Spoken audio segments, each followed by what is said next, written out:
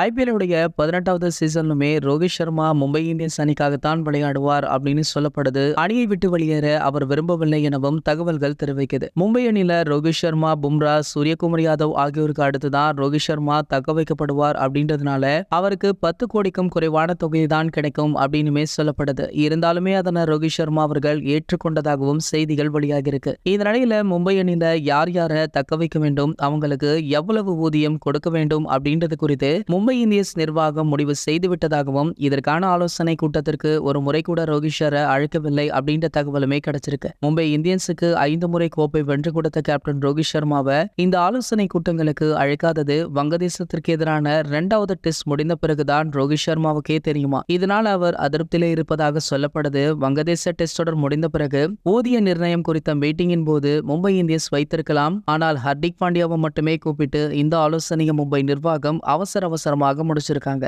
இதனால ரோஹித் அவர்கள் கோபத்துல இருக்காரு. சோ மீண்டுமே மும்பை அணியில அவருடைய பயணத்தை தொடர்வாரா அப்படின்றத வெயிட் பண்ணி தான் பார்க்கணும். இது போன்ற கிரிக்கெட் செய்திகளை பத்தி நீங்க உடனே தெரிஞ்சுக்க நம்மளுடைய தமிழ் நியூஸ் எக்ஸ்பிரஸ் அப்படின்ற நம்ம சேனலை சப்ஸ்கிரைப் பண்ணிக்கோங்க.